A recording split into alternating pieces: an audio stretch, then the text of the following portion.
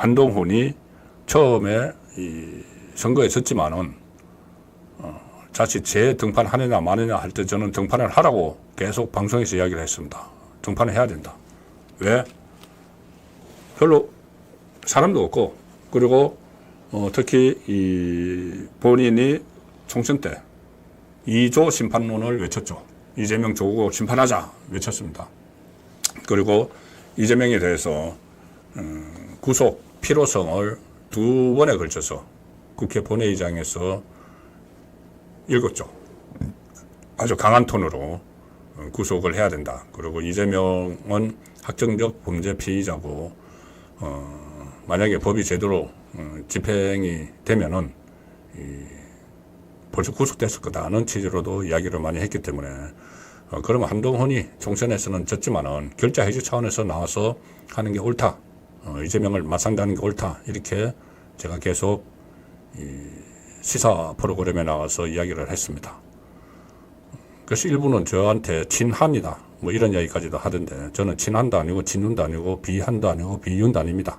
그냥 현상을 그대로 분석을 해드리는 것이고 또 두 사람이 어쨌든 같이 가야 된다는 입장으로 계속 말씀을 드리고 있는 건데 어쨌든 그건 이제 여러분들께서 수용을 하시는지 받아들이실지 그 부분이고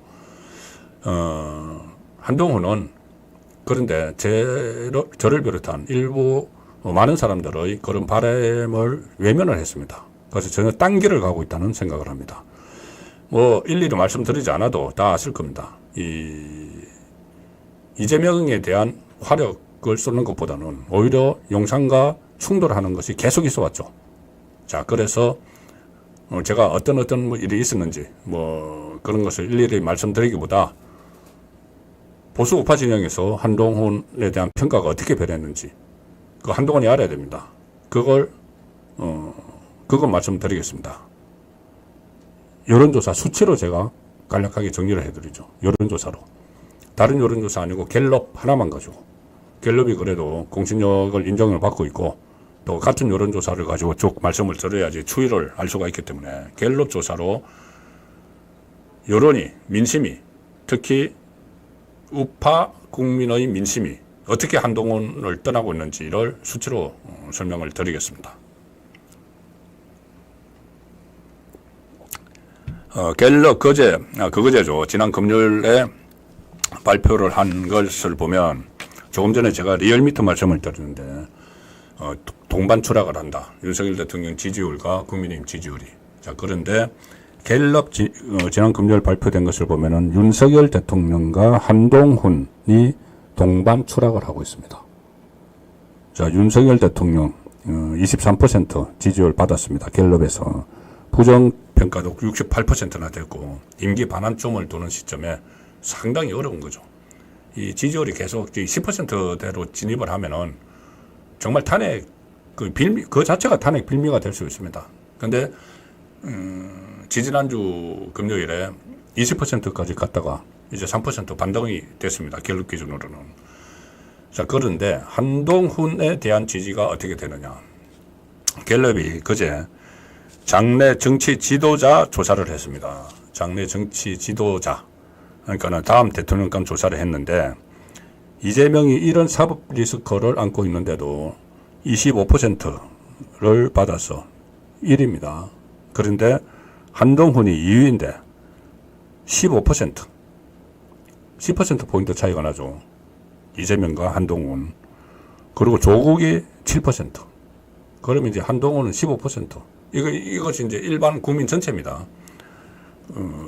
진보, 유권자, 보수 유권자, 중도 유권자 다 합쳐 있는 겁니다. 보수 우파 유권자는 나중에 따로 또 말씀을 드리겠습니다. 이건 다 합한 건데, 한동훈은 뭐 조국하고도 큰 차이가 안 납니다. 15대 7. 이재명은 저만치 암소서 25. 자, 그런데 작년 12월에 한동훈이 사실상 정치를 시작을 했습니다.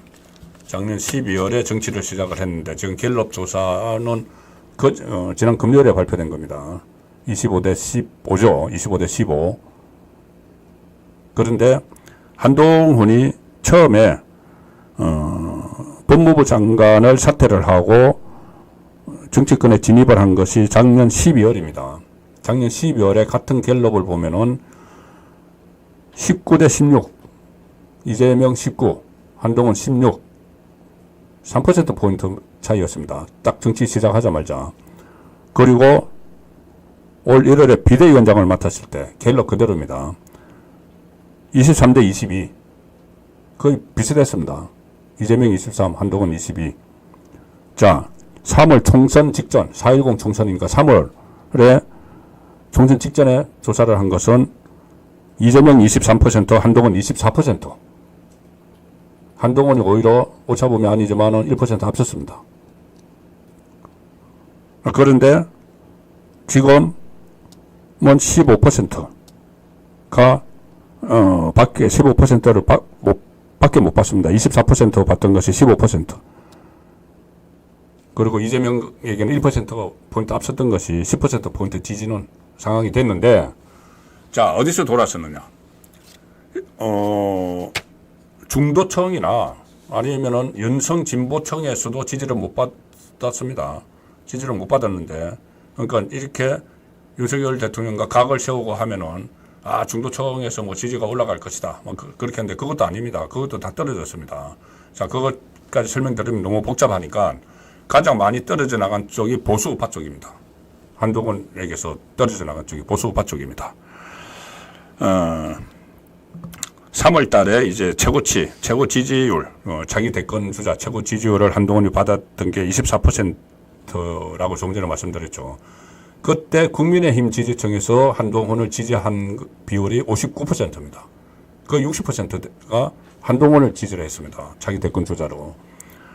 그런데 지난 금요일에 발표된 거, 그 15%대로 전국적으로 떨어진 거, 그때 국민의힘 지지자는 42%만 한동훈을 지지를 했습니다. 그러니 3월 이후에 국민의힘을 지지한다는 지지층이 한동훈을 지지한다고 밝힌 비율이 17%포인트나 떨어져 나가버린 거죠. 17%포인트 떨어져 나갔습니다. 한동훈. 여러 가지 용천과의 충돌, 최근에 일어난 독대 논란, 듣도 보도 못한 여당 대표의 이 대통령 독대 요청, 그게 또 언론에 보도되고 이런 가죠. 그 전에 문자 7씩 씹었다, 이런 논란. 그리고 나경원, 그때 후보가 이렇게 이 패스트 트랙과 관련돼서 공소, 취소, 청탁, 이런 것도 밝히고, 이런 과정에서 보수 우파가 한동훈에게서 막 떠나고 있는 겁니다. 그리고 내가 보수다, 이렇게 대답한 유권자, 조금 전에 말씀드린 건 국민의힘 지지층이고, 보수 성향이라고 밝힌 유권자도 그때 45%를 한동훈이 지지를 했는데 45%가 지금 30%. 저 한겨레 신문입니다. 저 기사가. 한동훈 보수 본전 혼란 까먹었다. 기사를 우리 PD님께서 찾아냈었네요.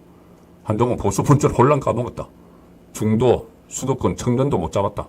아니, 보수 본전 혼란 까먹으면은 본인이 이야기했던 중수청, 중도, 수도권, 청년이라도 잡아야죠. 근데 그것도 못 잡고 보수의 본전도 혼란 다 까먹어버렸다. 예. 이런 상황이 됐습니다. 이걸 그러면 가장 중요한 것은 그러면 이게 어떻게 풀어야 될지, 한동훈은 어떻게 해야 될지, 그리고 또 용산은 또 어떻게 해야 될지. 왜 이 말씀을 제가 드리냐면은 탄핵이 윤석열 정권의 목까지 찼기 때문입니다. 목까지 찼기 때문에. 자, 저는 이 윤석열, 일단은 무엇보다도 윤한 갈등이라고 하는 것이 완전히 없어져야지 이거 막을 수가 있는 거죠. 탄핵을 막을 수가 있는 거죠. 일치 단결을 해도 부족한데, 만약에 이 상태로 가면은 탄핵 큰일 날 수가 있는 게, 탄핵을 국회에서 통과시키는 게 200석 이상이면 되죠. 지금 국민의힘 208석입니다. 만약에 한동훈이나 이쪽 세력이 떨어져 나가서 거기 동조를 하는 사람이 8명 이상이면은 탄핵 통과돼 버리죠. 헌재 갈 때까지 대통령 직무 정지됩니다. 그러면 그때 법원에서 이재명을 어떻게 할 수도 없습니다. 대통령 직무 정지된 상황에서. 자, 그래서 이 단결을 해야 되는데 그럼 어떻게 할 것이냐. 저는 양쪽에 일단 한동훈은 제 길을 다시 찾아야 된다고 봅니다. 길을 잃고 헤매고 있는데 한동훈의 역할은 지금 윤석열 대통령과 각을 세워서 만약에 탄핵돼서 정권이 무너지면은 한동훈도 다시 설 데가 없습니다. 그때 탄핵에 찬성했던 유승민, 박근혜 정부 탄핵에 찬성했던 유승민, 김무성 지금 어떻게 되어 있죠? 설 데가 없습니다. 배신자 프레임에 그대로 같이 있는 거죠. 뭐 한동훈이 탄핵에 찬성을 할 거라는 이야기는 아니지만 결과적으로 이제 그런 결과가 나올 수 있습니다. 그래서 한동훈은 하루속히 이 윤석열 대통령을 뭐 찾아가든지 뭐 해서 하살 방향을 총구를 완전히 본인이 그전에 했던 그 이조 책임론 그것을 다시 끄집어내서 그것을 그때는 실패했지만은 지금은 더 엄중한 상황이니까는 이조 심판론 쪽에 초점을 맞추는 그런 정치 활동을 지금은 해야 된다.